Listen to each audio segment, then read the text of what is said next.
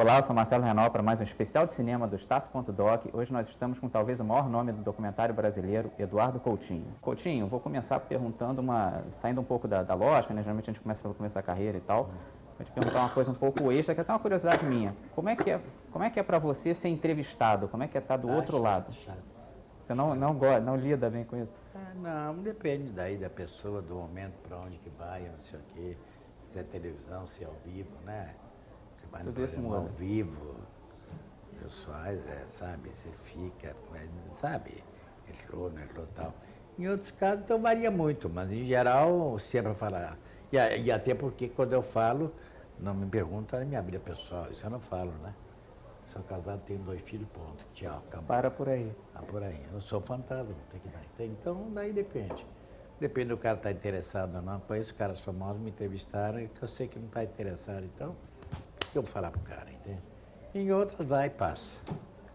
Tudo depende. Pergunta você sempre perguntar o que você acha, a diferença entre documentário e ficção. Meu filho, eu não sei, meu filho. Eu faço, se eu for preocupar nisso, eu for perguntar, será que existe vida depois da morte? Eu não sei. Vai perguntar para alguém que saiba disso, o padre lá, para dizer que saiba, eu não sei. Esse tipo de pergunta Então, muito isto é, o que é objetivo que é mais e pontual. singular, pontual, por que você fez isso, não aquilo, por que o outro faz isso? Aí você perguntar quais os filmes que te influenciaram na vida, mas aí não tem nada quase não para dizer. Quando você vai fazer uma entrevista, qual é o teu maior medo, assim? Qual é o teu maior receio? É que não dê certo, porque às vezes tem a pesquisa. Pesquisa não garante que vai dar certo. Você calcula, mas esse cara deve ser ótimo, esse cara deve ser bonzinho, esse cara é uma dúvida. E aí na hora da entrevista as coisas não se realizam exatamente, senão não tinha graça, entende? Então você às vezes vai com eu não faço pauta, mas eu sei que o cara já falou para uma pesquisadora. Eu vou preparado, não. Cantou com Frank Sinatra. Tudo bem, cantou, mas a entrevista foi meio medíocre e tal. Aí eu vou saber que de repente ele começa a cantar e canta 3 vezes, na terceira quase uma. Sabe? Então o prazer é que a coisa se realize. E tem o essencial é o seguinte, é que a entrevista é aqui e agora, que negócio de repetir. É claro que é possível repetir, se não tiver preconceito, às vezes uma segunda vez pode ser melhor que a primeira. Mas para mim é um troço que me destrói. Para mim é o seguinte, chego com a pessoa, na casa da pessoa, no teatro, chego e dura de 20 minutos, meia hora, até 1 hora e pouco, não dura mais. Tem personagens que durou 10 minutos a conversa. E de repente ele começou a falar uma coisa que não estava na pesquisa, foi feito com câmera na mão, porque chegou, eu falei pro Jaque, a luz dava, vamos na mão mesmo, e eu não conhecia o cara. Ele falou, pode entrar filmando? Pode.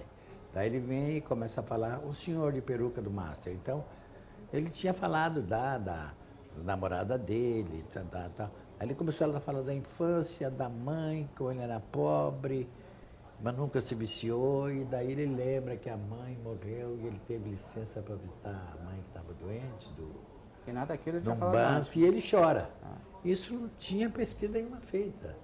E é extraordinário, porque ele é gago e não gaguejou na entrevista toda, e depois ele fala, ele chora, daí ele fala, eu sou assim, não sei o que, tal. Quando é uma surpresa, é uma glória, entende? Quando liga a câmera, não desliga. Não tem ação. Esse negócio de ação e corte não existe. Você está conversando, a pessoa está conversando, tal, e o câmera está lá. Às vezes tem luz, às vezes não precisa de luz. Aí põe um quadro. Aí eu olho assim, um close e um aberto, que é o máximo que foi, e ele não tira a câmera do eixo. Tirando casos raros que a câmera tem que ficar na mão, porque a gente chega na casa do cara e fala na mão. Mas daí é só para seguir o cara. É a mão, dependendo do personagem. O resto é senta no lugar, a pessoa está no lugar, e logo no começo de novo, conversando, não sei o quê. Se tiver telefone, atende. Se tiver cachorro, não liga. E não desliga. E aí o vídeo é que permite você filmar. No começo era uma TIC, 20 minutos. Passou para meia hora, 1 hora. Hoje tem o HD que você põe os chips lá, põe no computador, você pode filmar 50 horas seguidas. Então, isso é totalmente possível no cinema. Isso Então, o documentário mim, é vital, né? Por isso película para mim não tem o menor interesse. Se eu for para uma floresta amazônica, eu vou pegar películas de 35mm. Por questão de paisagem, 70mm.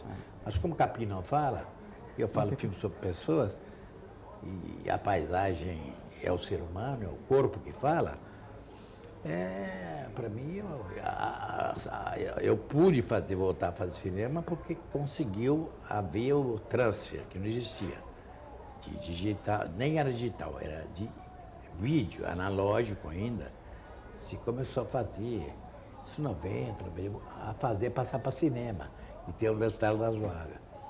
E daí que eu pude, em 99, daí quando eu fiz um filme em 97, fiz em 99, eu vi que podia fazer. E filmei em analógico. O primeiro filme que eu fiz, Santo Forte, em analógico. O digital estava chegando ao Brasil. Tinha 3, 4 câmeras. Daí eu fiz em analógico e fiz... Boca de Lixo também, né? E a Boca de Lixo, nem pensar em passar para filme, entende? Era 50 mil, não tinha sentido, porque é caro, né? Mas o primeiro filme que eu voltei a fazer menos longa-metragem, que é o Santo Forte e Babilônia, eu fiz com analógico. O Babilônia eu já fiz com DBCam, que já existia, não existia. Agora, foram transferidos para filme nos Estados Unidos, porque aqui não tinha ainda. Casablanca, essa coisa não tinha. Então eu tive que ir. Um foi feito em Los Angeles e um foi feito em Nova York. Você, dos cineastas, assim, a gente já fez várias entrevistas com cineastas. Você acha que é dos que mais defendem o digital? Tem muitos cineastas que não querem saber. Não, porque é claro, imagina se o Luchino Visconti não adoraria fazer filme, sabe? Tudo bem, cinema é cinema, entende?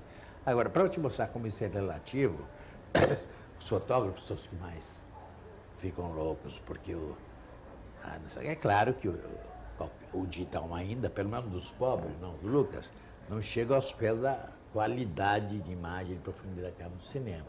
Então, eles já não gostam, fotógrafos. Diretores também. Mas depende do filme. Tu vai fazer Proust? Pô, não, sabe? Agora, você tem um caso para mostrar como isso...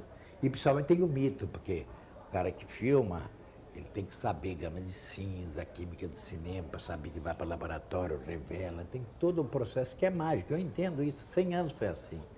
E esse troço... Para eles é terrível. Agora, que coisa maravilhosa você fazer um filme que você não precisa de um laboratório.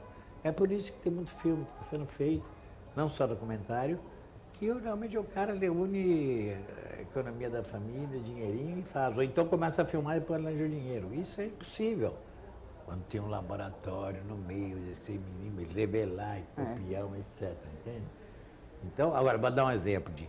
O esteta mais conhecido do cinema moderno, quem é? David Lynch. Fez o último filme lá com a Lara Dern, que eu não vi ainda, esse que você não entende nada dos filmes dele.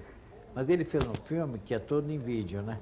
Ele começa filmando. Você viu o filme? Império dos Sonhos, vi. Império dos Sonhos, né?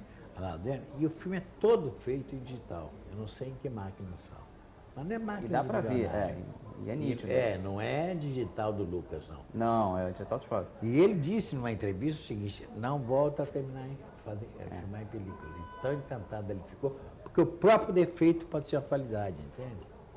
É uma prova de O Abbas Kiarostami é outro, só filme em digital, não quer mais nem saber. Mas os filmes antigos não, né? Não, meio dos anos 90 para cá, só filme digital. De 90 para cá, daqueles da casa do meu amigo. Não, aí mais para trás não, aí nem tinha, né? Mas pois entende? Então essa coisa, eu até entendo o fotógrafo, porque o fotógrafo tem aquela visão, sabe? É só ele que sabe, sabe? Porque, enfim, não é fácil aprender a lidar com a química da fotografia, com o laboratório. Mas é um absurdo que nós temos esse preconceito, entende? O que eu acho importante, o que a gente está falando, ao contrário, o suporte, de descobrir que isso daqui filma, pente filma. Maravilhoso se o resultado for, sabe? Vamos filmar com pente. Custa R$2 você filma. A fita custa R$1. Maravilhoso. O problema, que eu acho essencial, é onde ele é exibido. Por isso que eu estou defendendo a sala de cinema. Por isso eu digo, a terrível é você perder a sala de cinema. E eu digo isso considerando-me culpado, porque eu vou pouco ao cinema por motivos neurológicos, patológicos. Porque, olha, você vê um filme, primeiro você sai de casa, você paga o ingresso, você se encontra com pessoas que você não conhece, porque o cinema bom é esse, não é pré-estreia, não. Pré-estreia é tudo amiguinho, né?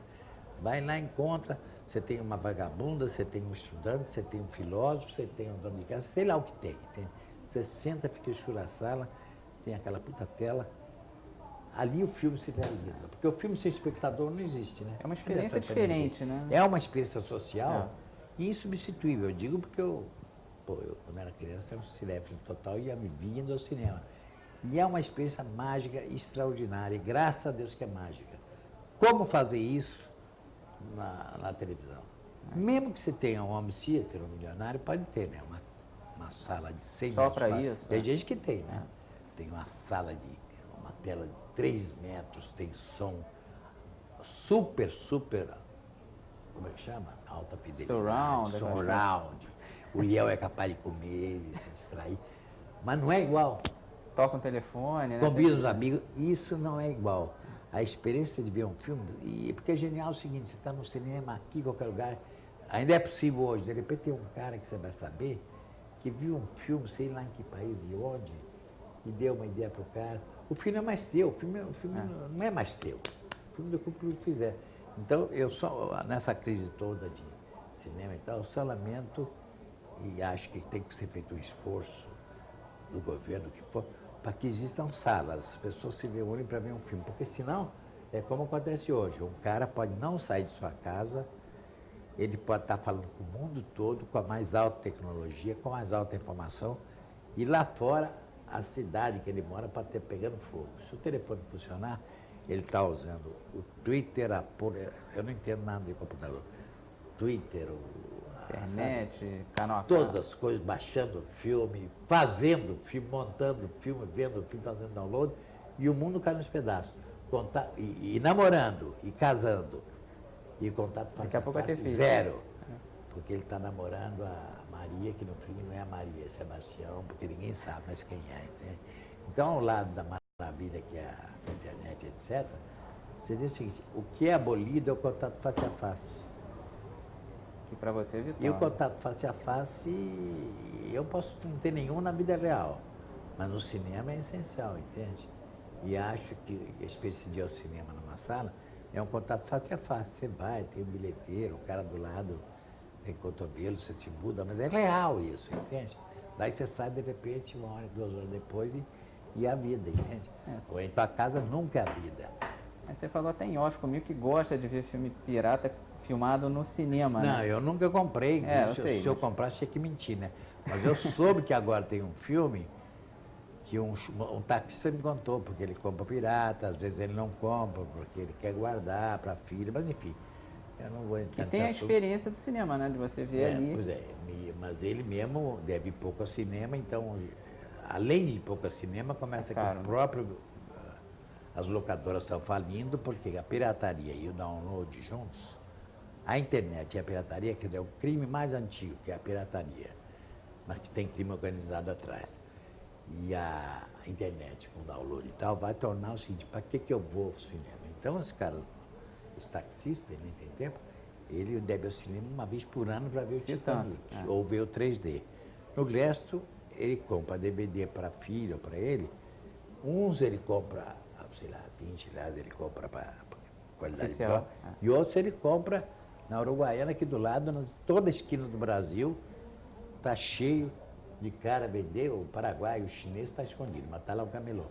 E tem então filmes que ele me contou, que tem um filme que eu quero ver se compra essa semana, não vou dizer nenhum autor nem nada, para não chatear, mas que eu achei maravilhoso pelo seguinte, ele disse que foi num camelô aqui do lado, e o camelô falou para ele, ó, aqui eu tenho esse filme, eu só tenho do mal. O que é? Cópia ruim. Como é que é? Cópia ruim que aparece 3 fileiras do cinema e às vezes passa gente na frente que vai indo embora. E às vezes tem conversinha do lado do cinema. E quando tem um cara que estoura um chapo de pipoca, parece que é do filme. Blum! E não é disso. E a imagem é meio ruim, porque 3 fileiras atrás, então sempre o som é meio ruim. Isso é maravilhoso. Eu vou comprar um desses porque é em homenagem aos artesanatos. Vamos voltar um pouquinho para a tua carreira. Você começou, você era do CPC, né? Você fez curso de cinema em Paris e tudo mais.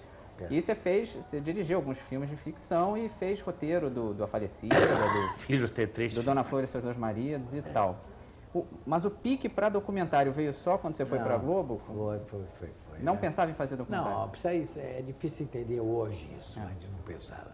Em 1960 e poucos, CPC, esquerda e tudo, mas na verdade é o seguinte, não se podia pensar, ninguém pensava em fazer um documentário e longa-metragem, era uma Sabe, era uma exceção, era um suicídio. Houve o caso do Garrincha Joaquim Pedro, um pouco porque era o Garrincha. A celebridade do Garrincha, mas é um filme raro, que é um documentário de longa-metragem. Depois houve o caso da Opinião Pública, do Jabor, que estreou em uns 8 cinemas, porque o cinema brasileiro naquela época, o Cinema Novo, Chachara acabou, o Cinema Novo tinha o Nivo Bruni aqui, então entrava o Glauber Rocha, o Telencrans, entrou em 10 cinemas. Então fez a Opinião Pública, que é um outro raro documentário de longa-metragem. Você pode notar que o resto, Facas e tudo, é média ou curta. E nos anos 60 e 50, tem um filme sobre Getúlio, que medíocre, que foi feito porque era o Getúlio tinha morrido. Então, eu não podia, naquela época do Cabo, chegar para o CPC e dizer, vou fazer um documentário sobre o Tião Pedro Teixeira. Os caras queriam chegar ao público, não por motivos comerciais, era uma entidade política que queria fazer um filme que fizesse sucesso do assalto ao empregador e fosse político e tal. Imagina essa juntar as coisas. Você pensava em fazer? Não, então nem pensava. Por essa razão, pensar em um documentário, uma carreira, fazer longa-metragem, era uma coisa impensável. Então nem pensava. Eu vi Jean Rush na época, Crônica de Medina, não ligava, sabe, não entrava na cabeça que eu quisesse fazer aquilo. Cinema era ficção naquela época. Veio daí a Caravana Facas, nunca me convidaram, eu podia ter ido feito antes. O fato é que não me chamaram, eu não fiz. Até que, eu casei, tive filho, larguei ficção, tudo que eu fazia naquela época, eu fazia. Eu não sabia nem o que eu estava fazendo na vida, imagina o cinema. Então, esquece. Daí tive filho, fui trabalhar na Jornal do Brasil, depois fui trabalhar no Globo Repórter. Por circunstância a casa, para ganhar a vida, porque eu tinha que sustentar 2 filhos. E aí, no Globo Repórter, de repente, eu vejo que eu só traduzo, escolho música, faço texto e, de repente, saio para filmar, algumas vezes. E daí eu fui aprender o que era, embora fosse os limites da televisão, o que era uma coisa que era ou documentário ou reportagem, mas que é totalmente diferente. E fazia muito, porque em cinema você espera 2 anos. E foi lá que eu descobri. E por coincidência, eu só podia fazer o Cabra como documentário. Então acabou sendo que depois de 65, 66, que eu vi que o golpe ia durar, passou a ser, o documentário juntou a fome com vontade de comer. Eu fui para o Globo Repórter querendo fazer documentário. E mais ainda, inclusive quando eu fui para o Globo Repórter, foi no tempo que já começou a ser possível o filme, porque era 75. 75 já tinha abertura. Então coincidiu, naquele tempo, eu fazer um documentário, em geral no Nordeste, que eu pedi ao Paulo Gil, e ainda por cima foi como fazer um vestibular para fazer o Cabra. Foi maravilhoso. Mas, pura coincidência. E um desses foi o Teodorico, que é muito curioso, porque ele é o personagem. Ele passa no Canal Brasil de vez em quando. Ele é muito. No Canal Brasil? Passa. Ele é muito politicamente incorreto, chega a ser engraçado, porque ele fala coisas que hoje em dia ninguém ousa falar. Ele é abertamente machista, né? Ele mostra fotos de mulheres nuas, olha como isso é bom e tal. Exato. E ele pede voto, quer dizer, ele praticamente conclama a pessoa a votar nele, que se não votar nele não serve. Ele é um coronelzão mesmo. E o fenomenal é que hoje não seria assim, pode até ver, mas o extraordinário é que naquela época, em qualquer época, naquela época podia haver um cara como ele, o que era extraordinário dele é que ele dizia as coisas que ninguém diz. Ninguém diz, um deputado, eu roubo e não sei o que, tal. Ele dizia, agora ele dizia com a convicção de que no fundo ele era quase socialista. O Brasil, então, em primeiro lugar, ele é contra os militares, ele não dizia. Sabe por quê? Os militares podiam acabar com a eleição. O que ele tinha para vender era 1.400 votos de moradores. Então, ao contrário, as pessoas não veem a contradição, o cara pode ser um reacionário, dono de escravos, mas os militares que queriam acabar com o Congresso era contra, porque ele só tinha para vender voto. Ele conseguia se eleger como deputado estadual e elegia outro como federal. Porque só na fazenda dele tinha 1.400 votos. Você somava mais a influência que ele tinha nas prefeituras locais, o hotel que ele tinha em João Pessoa, ele tinha voto para ele se eleger e eleger os outros. E era isso que valia. E ele passou 30, 40 anos sendo deputado estadual federal. Foi amigo do Juscelino, foi amigo. E ele se dizia coisas espantosas. Eu tenho um touro e 10 vacas. Por que o homem não pode ter 10 mulheres? Ele sabe? comparava com galinha, com Extraordinário. cabra. Ele dizia, não, o povo no Nordeste ele é acomodado mesmo, porque no Sul é diferente, veio japonês, veio alemão, coisas absolutamente tranquilas. E no regulamento que ele tinha, que a carteira de trabalho dele era uma carteira especial, que dizia assim, não pode fazer velório. Por quê? Porque o velório os caras bebem e não vão trabalhar. Não pode jogar, não pode usar arma, tudo era coisa que ele põe na lei. E uma dizia, não pode, tem que tirar o título e botar em mim. E é sensacional que no meio do filme chegou um cara, que é o pobre senhor lá, que foi procurá-lo, continuou amigo dele, foi por acaso, na filmagem. Eu filmei 4 dias, 3 dias da fazenda dele. E era um homem que ele achou ótimo, um cara chegar e explicou para mim, não, esse senhor, seu tal, não sei, meu amigo e tal, eu tive que mandar ele embora. Porque ele trabalhou aqui muitos anos, mas um dia eu soube que ele estava deixando um outro candidato fazer propaganda pelas terras dele. Daí foi obrigado a expulsar. E o cara do lado, né, o senhor tinha razão. É impressionante como... Quer dizer, claro que não foi. O mérito meu foi ficar ausente.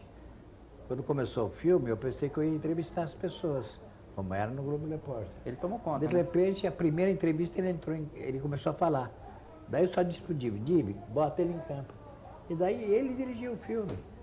Vocês querem o desfile? Ele faz um desfile anual, mostrando tudo que ele tem na fazenda. Anual. 2 dias depois ele tinha pronto. Porque é o imperador. Você é um cineasta de esquerda, né?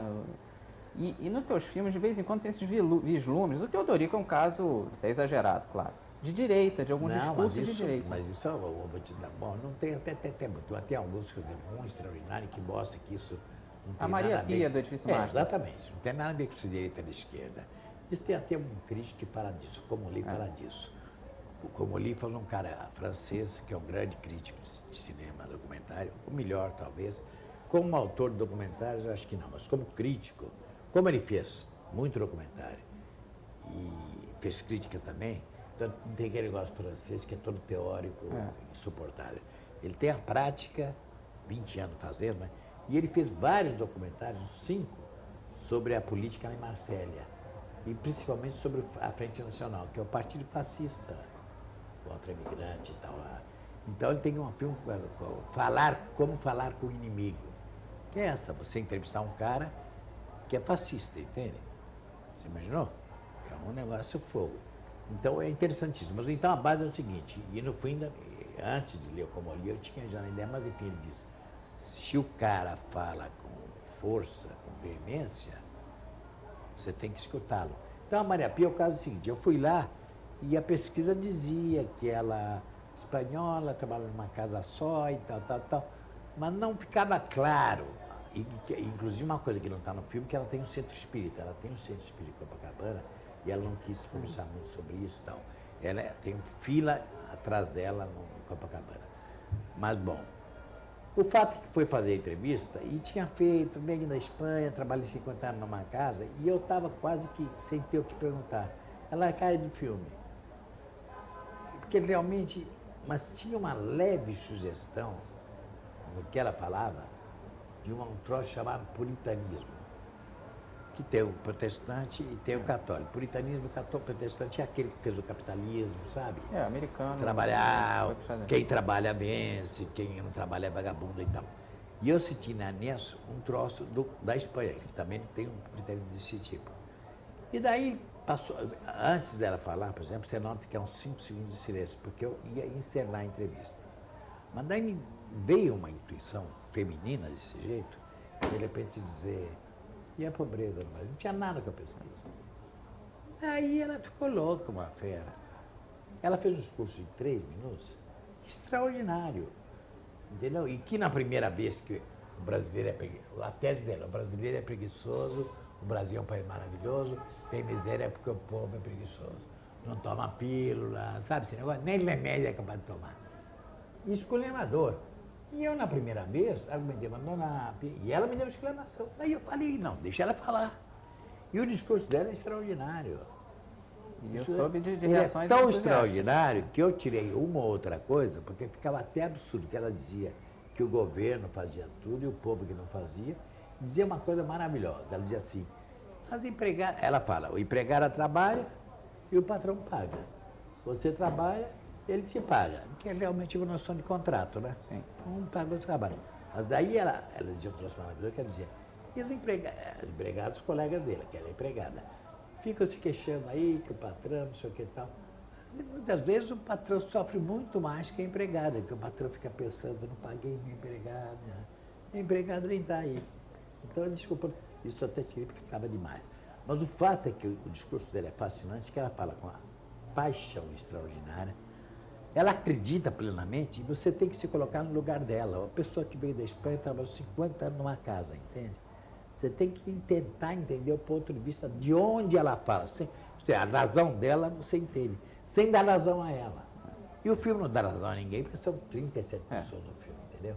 E ao mesmo tempo é interessante porque ela continua com o netinho e ela é uma boa avó. E a vida é assim, entende? Então eu achei maravilhoso, porque o discurso dela é veemente, entende? Para ela é verdade. E para ela é exatamente aquele negócio de verdade. Para ela, o que ela está falando é verdade. Então, não, é verdade, tal coisa não. Ela está dizendo aquilo com uma coisa, porque ali ela está dando uma opinião.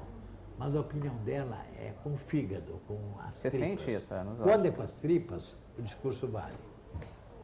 O importante que eu faço no cinema é saber por que uma pessoa pensa de um jeito que não é o meu, eventualmente. E aí pode ser um pensamento de direita como esse, entende? Mas não é o pensamento do Sarney ou do senador X, entende? É um pensamento de uma pessoa que é empregada durante 50 anos, que lutou a vida inteira para educar os filhos, né, e tal, mas o que ela sente é isso, pô. Vamos voltar um pouquinho na cronologia, pegar um filme que mudou a tua vida e foi o Cabra Marcado para Morrer, né? Esse daí foi um divisor de águas na tua carreira. E ele é muito curioso, assim, primeiro essa mistura do ficção e documentário, que ele, aquela velha história que ele era para ser um filme de ficção, que foi censurado e ficou uns 20 anos parado. Você conseguiu retomar nas férias da Globo. Exatamente. Você sabe muito das coisas. Tem que pesquisar, fiz uma pré-pesquisa. Porque exatamente, isso foi uma coisa importante, é aquele negócio de não ser ingênuo. Mas isso eu digo assim, eu pensei várias vezes em largar a Globo durante, mas eu pude fazer o Cabra, eu não ganhei um tostão para fazer o Cabra. Eu trabalhei 3 anos, sem contar a pesquisa de 2 anos que eu fiz antes sozinho, e pude trabalhar no filme sem ganhar um tostão. O Zelito sabe disso, porque o Zelito era produtor, arranjou um dinheirinho para pagar a equipe para viajar, depois para montar, que demorou 2 anos para montar com o Escorel e tal, uma cena de montagem. Agora, durante 3 anos, eu não só não ganhei um tostão, como botei dinheiro meu no filme. Por quê? Porque eu trabalhava na Globo. E por isso que eu aproveitei as férias para filmar. E uma das coisas fascinantes assim, do filme é que a gente vê a mudança da Elizabeth, né? No fim do filme, ela volta a ser política, como ela se redescobre, né? Aí tem 2 coisas. Primeiro que, no fim do filme, tem 2 coisas importantes.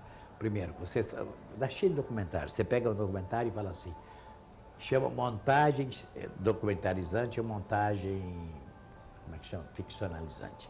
Você às vezes pega um filme e fala assim, não, essa é a frase boa para acabar o filme, sabe? Isso é uma Às coisa vezes isso não tem importância, porque o filme não tem ordem, mas você pega um troço para dizer, essa é a frase que fecha bem, sabe? Fechar o filme, concluir o filme. Bom, no meu filme, que tinha um troço de as datas, onde eu cheguei e tal, aquilo é bacana, porque não é porque eu botei lá, porque ela falou aquilo que foi a grande frase, e ela mostra de passar. É porque ela fala em último lugar. É absolutamente cronológico. Eu vou despedir dela do Carlos, ela fala bem da anistia, porque ela não é louca. Daí ela vê o Carlos indo embora, é como se ela dissesse, é a última chance de falar agora. E daí ela faz um discurso que é igual aos que ela fazia. Então isso é maravilhoso, que não é inventado, é o final. Eu despedi dela e só botei a ela dela no Festival do Rio. Segunda coisa, é verdade, mas o filme não termina, que hoje ficou mais importante. Eu podia terminar o filme, era maravilhoso. Ela falando e a câmera se afastou, porque o Edgar Moura que pediu, afasta a câmera.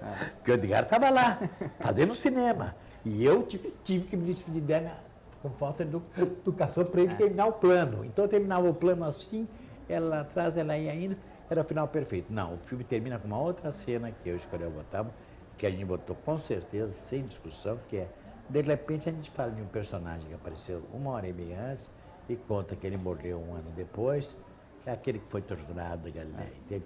Então termina num troço que não é lá em cima. Vamos falar de um filme que eu acho que é praticamente um filme síntese teu, assim, que é o Boca de Lixo. Acho que se fosse pegar só um filme para ver, assim, se eu fosse recomenda só um filme do Eduardo Coutinho, para ter noção do que é o cinema dele, acho que o Boca de Lixo seria esse filme. Por quê? Agora eu que te entrevisto. Eu acho que ele resume esse lance de você dar a voz ao entrevistado, de você não julgar, de você conseguir dar tempo para a pessoa falar. De você entrar no universo dele sem arrogância, sem pena, né? Eu acho que o Boca de Lixo tem muito isso. Não, a primeira palavra da voz eu não gosto, que parece que eu que dou a voz. Quem dá a voz tira, né? Então tinha muito na esquerda. Até hoje a gente fala, dá a voz aos outros, ao povo. Eu não dou a voz, eu tento justamente ter um diálogo. Porque não é um microfone da Globo que vem e tira, vem e tira. Eu não tenho que dar voz aos outros. A conversa resulta do diálogo. Agora, como ter um diálogo no caso do lixo? Que foi um período de entre safra, eu fiz o Cabra, eu não sabia o que fazer, ninguém me daria dinheiro para um outro filme longa. E daí apareceu o vídeo e eu fui filmar numa favela com 23 horas de fita. Eu filmei o Cabra com 11 horas de fita, que é o longa-metragem, 2 horas. E fui fazer um filme de 50 minutos que eu tinha 23 horas, não, foi Santa Marta, 23 horas. Bom, daí fiz o Lixo em 92, que eu fiz de graça. Todo mundo trabalha em cooperativa, né? Breno Silveira, todo mundo em cooperativa, porque a gente aproveitou o final de uma filmagem, de um filme que era pago sobre ecologia, a Eco 92, e começou a fazer um filme, e voltou depois, trabalhar mais 7 dias, 10 dias, mas ninguém ganhou. Então, até montadores, todos foram maravilhosos. E o Breno Silveira, que pouco depois se tornou um dos mais famosos do Brasil, entende? Mas a pessoa da produção, a vontade teve 2 pessoas e que não ganharam audição. E durou 8 meses para ficar pronto. Bom, então não é dar voz ao povo. Agora, o que eu acho? Então, eu estou adorando que o corte descontínuo, tem coberturas que eu não faria hoje, está no lugar. A mulher, lá era bom, eu modo para o lugar, isso eu não faria. Mas o que eu acho importante é o seguinte, lá eu tive a noção, e foi essencial para tudo, o seguinte, eu não li nada sobre o lixo, eu tinha ido ao Alexandre Gramacho e visto coisas que eu nunca tinha visto. Ilha das Flores é um ensaio, é outra coisa.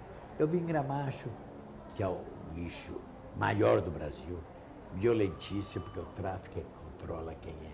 Porque ser catador é o privilégio, o tráfico é que diz quem pode ser. Entendeu? Então, são centenas de pessoas ali, muito mais lixo, em cima da Baía de Guanabara, está até hoje lá, sem a menor condição de higiene, aquela loucura. E eu vi que simplesmente com aquele horror para o intelectual, eles estavam lá e fritavam omelete, namoravam. Havia uma sociedade que continuava mesmo no lixo. Então, depois isso ninguém mostrou. Então, quando eu fui para o lixo, eu fui preparado para fazer a pergunta essencial que eu faço no lixo mesmo, que é a pergunta que é obscena para o intelectual de esquerda, quer dizer, me diga uma coisa, aqui o lixo é bom ou mau? Essa pergunta é a chave de tudo que eu fiz depois no seguinte sentido. Não tinha pra gente responder. Ninguém dizia que é bom. É bom. Como é que vai dizer? Não é louco. Mas, olha, é melhor do que você pegar dentro. Tem vantagens. Para explicar que as táticas de sobrevivência, há táticas de sobrevivência que podem ser até piores do que o lixo. Entendeu? Então, essa é a primeira questão. Ao fazer essa pergunta, eu admito que se aquilo pode ser bom ou mal, né? Tem coisas piores, que aqui tem 2 séculos de brasileiros que vivem assim. E que eles, portanto, não são os abutres que aparecem na televisão. O que eles aparecem na televisão? Você tem uma reportagem de 1 minuto sobre o lixão e fala ou de ecologia, que não está, ou de como os caras comem a comida, não tem proteção, porque tem lugares que tem botas e luvas. Lá não, é tudo, sabe? Tem lugares que eles, pelo menos, deram proteção para os caras. E tem lixo hospitalar. Então, é uma reportagem de 1 minuto que aparece aquelas pessoas transformadas em abutres. E eu queria tentar fazer o filme para mostrar, não são abutres, são seres humanos. É um inferno o lixo? É. Mas talvez o Brasil todo seja um inferno. No final tem a Jurema, que é um personagem incrível, que me xinga, manda desligar a câmera, e no final fala, não, a gente come daqui. Tem muito macacão, tem muita coisa boa, eu tenho 8 filhos e eu tento educar meus filhos com isso, mas agora não adianta mostrar porque não vai mudar nada, não adianta fazer filme.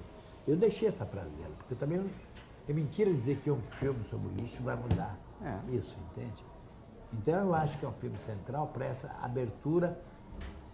Eu não estou interessado nas minhas razões, estou interessado nas razões dos outros. É verdade dele. A mesma coisa, não estou interessado nas minhas ficções, Estou interessado na ficção dos outros. Agora, é claro que você está presente de alguma forma, porque você no fim acha o que você procura. Agora, os meios que você acha coisa é que você não sabe. Não é? E o que é legal é que vocês conquistam ele aos poucos. No começo eles Ah, são isso agressivos. demora, isso demora. Demorou para... Sabe por quê? Televisão. Chega lá, 2 minutos, vem... A pessoa Jornal Nacional, chega com 2 nojo, minutos, né? chega, aquela coisa horrível do cheiro, vai embora. Ninguém volta, ninguém faz filme sobre lixo. Ninguém tinha feito. O próprio filme Jorge Furtado tem uma cena final no lixo. Agora, eu fui 1 dia e meio no lixo com dinheiro de um filme de ecologia. Daí parou e eu fiz uma... Eu vi o material, não fiz edição nenhuma, falei, pô, deixa eu dar um filme, vai ter que botar lá. A equipe topa. Daí, 3 meses depois nós voltamos lá, tem pessoas que nem lembravam. Quando a gente voltou no segundo dia seguido, no terceiro, tinha cara que já dava sinal de chegada. E eles não entendiam o que a gente estava fazendo. E passavam a ser recebidos de uma forma diferente, entende? Porque eles sabiam que não era o que a televisão faz com eles. Esse filme não teve pesquisa. Esse filme é um filme que eu mesmo escolhi, as pessoas diziam, vamos tentar essa. Vamos pegar os seus 2 últimos filmes, né? Se a gente falar da sua carreira inteira, não dá tempo, né? A história aqui, o nosso tempo. E vamos pegar o Jogo de Cena. Ali teve uma mudança de rumo da sua carreira. Você pegou um pouco... Você foi diretor de teatro no comecinho da carreira, né? Teve um pouco aí a volta... Eu dirigi uma peça Pluf de Fantasminha da Maria Clara Machado na Casa do Brasil, em Paris. Mas foi uma coisa... Rapidíssimo, né? Para passar tempo... Sabe, eu dirigi em 2000, mal dirigida, conheci o Abujamra Antunes naquela época, mal dirigida. Daí eu voltei para o Brasil, o cinema estava começando, o cinema novo, estava em crise, São Paulo não tinha nada, eu era de São Paulo, eu mudei para o Rio. Daí eu cheguei lá e o Abujamra me homenageou para ser assistente de direção do Amir Haddad, uma peça chamada Quarto de Despejo, da Carolina Maria de Jesus, que é o Diário de uma Favelada. Eu fui assistente do Amir Haddad 2 meses, e ninguém me disse o que eu tinha que fazer, eu não fiz nada. O assistente é o cara que anota tudo, sabe? As marcações, se o cara ficou bem. Eu ficava lá olhando, dava um palpite ou outro, eu não fiz nada, então que eu tenho teatro. Daí eu saí e afinal entrei em cinema. Mas eu fui sempre ligado ao teatro e desde 1950, que eu vi até 1979, 80, eu vi tudo, eu vi tudo que você possa imaginar. Vi o Bergman ensaiando, vi o Visconde ensaiando, quando eu estive na Europa. Enfim, eu via teatro pra cacete, me interessava pra cacete. Até que uma hora eu deixei de ir, não sei se foi cigarro, neurose que foi lá, e deixei de ir cinema por menos pouco. A tua pergunta é... É do Jogo de Cena. Não, mas por que eu fui jogo? Então, não é... Tudo bem, tem essa questão de teatro. O que havia é o seguinte, por que você faz um filme chamado, como é que chama? Jogo de Cena. O primeiro filme, não, o Santo Forte. Ah, sim. Santo Forte não tinha, fez 5 documentários no ano.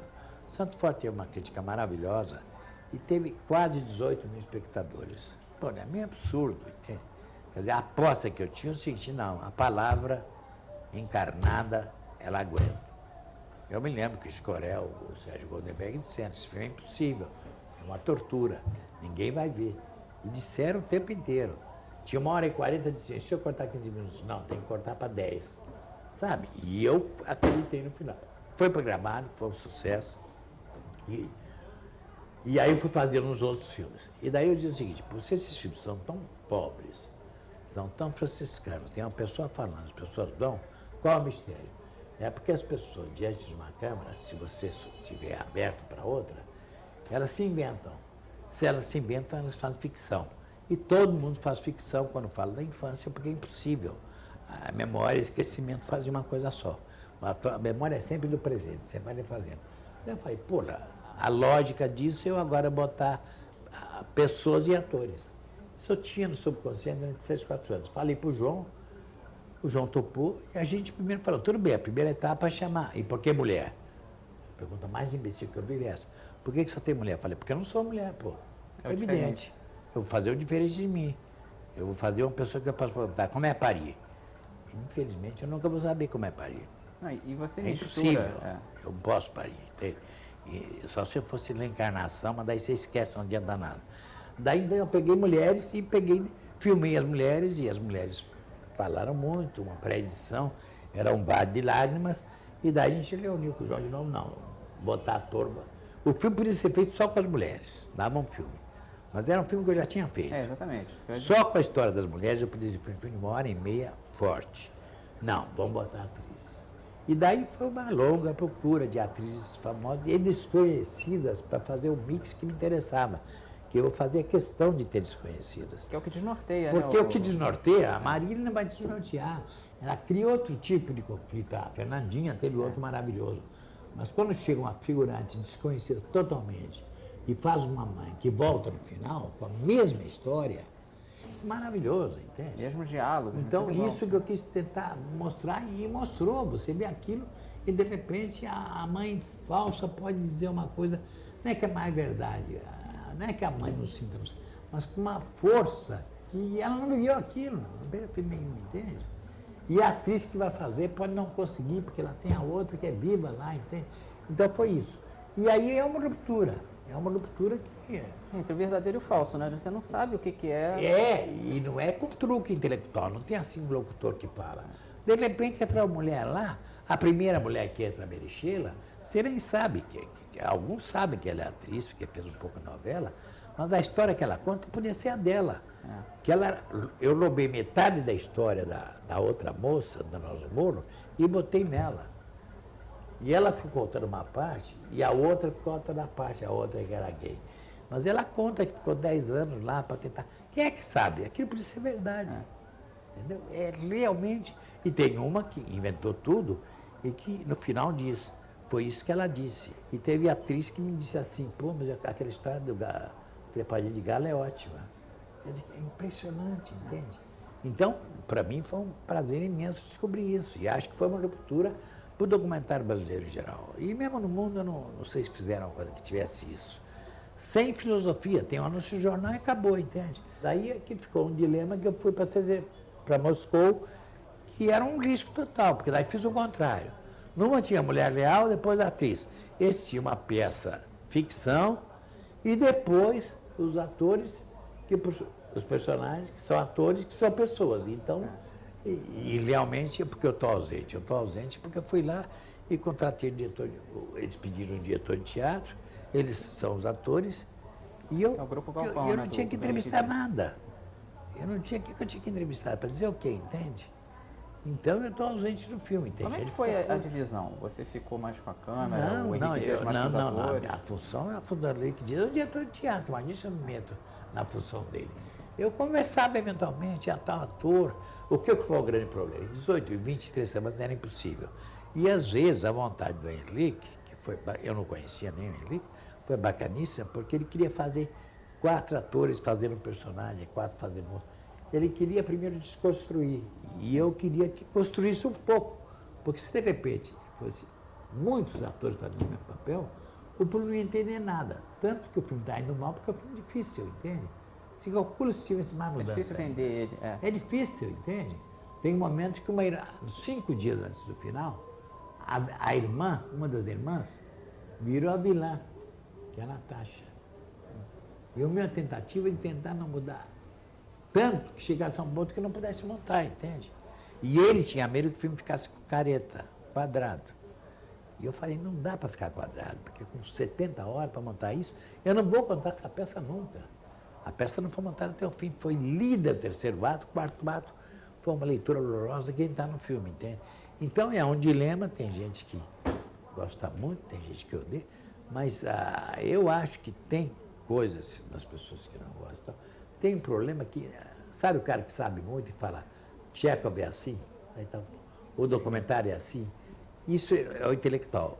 Tem pessoas inocentes que chamam assim, não conhecem Tchekhov, mas que vão ver lá e pela percepção, sentem coisa antes de passar pela cabeça. Isso que me interessa, entende? Por outro lado, que essa coisa que ele está falando que tem que ter? A vida passando e ela não volta mais. E nós nunca iremos para Moscou, nunca! Vão ficando encantadas com o discurso dele, Ele está fazendo todo o discurso de ser esquecido, do tempo. Um discurso lindo. Lindo, lindo, lindo. Você é uma mulher maravilhosa. Estranha e maravilhosa. Estranhamente maravilhosa.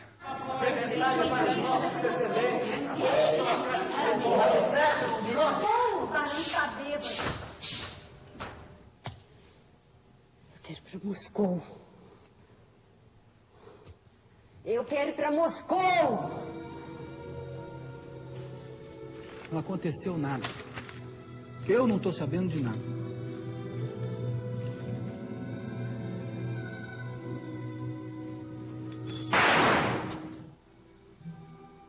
Eu achava que não tinha filme, o João que me ajudou. Foi muito sofrido para você, né? Foi muito sofrido. Agora, depois que ele estreou, eu gosto mais dele. À medida que fala mal dele, eu gosto mais do que eu gostava antes, cada vez mais. Porque eu acho que era uma etapa que eu tinha que passar, entende? Eu acho que se é um fracasso, é um fracasso.